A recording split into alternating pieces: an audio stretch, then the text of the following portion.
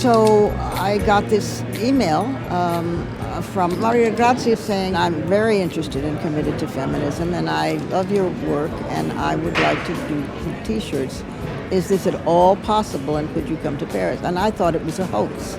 I don't think we answered right away, and then she persistently wrote again. And then when we actually met, we just fell into each other's arms and said, ma sœur, ma sœur.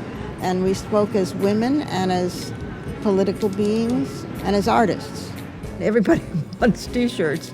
Gloria said, please, I need a T-shirt. Jane said, Steinem and Fonda, who serve on the board of the Sisterhood Global Institute. So everybody is saying, I want a T-shirt, I want a T-shirt. You know, I spend much of my time in refugee camps in Gaza and in the townships of South Africa working with women. So there's a humor and an irony to being at a show with a woman who has influence and power and is the first woman ever to head the House of Dior.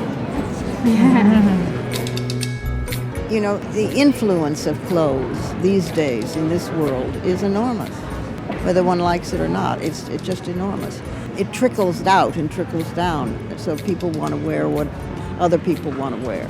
And when she said she wanted to do the 3 anthology titles, I thought, well, okay, that a T-shirt is better than a button. I'm so glad that the money will be going to the Sisterhood Global Institute, because it's also de Beauvoir's. We co-founded it, and that was generous of her to arrange. No, sull'altro, come si appella? Links? Sì. Links? Okay. So often I think the mistake gets made that feminism is a static thing, like a still picture as opposed to a movie, or that feminism is a label. Feminism is really a process. A woman always starts with her own anger surfacing and her acknowledging that she's pissed off. And it's very important that it starts there. But then it has to extend, because she gets together with other women. They compare notes, and then it begins to be recognition that it's not just a personal problem. That's why years ago I said the personal is political, you know?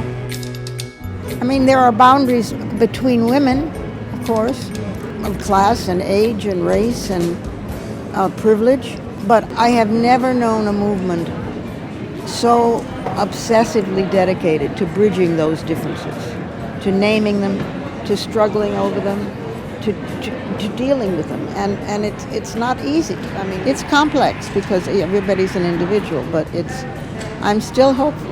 I'm still very hopeful. And I don't think it's a ethereal hope. I can be very cynical on alternate Wednesdays for 15 minutes and get very depressed, and then pull myself together and think, even if the planet is being destroyed and there is no hope, this is the way to go fighting. I can't think of a better way to go out and fighting.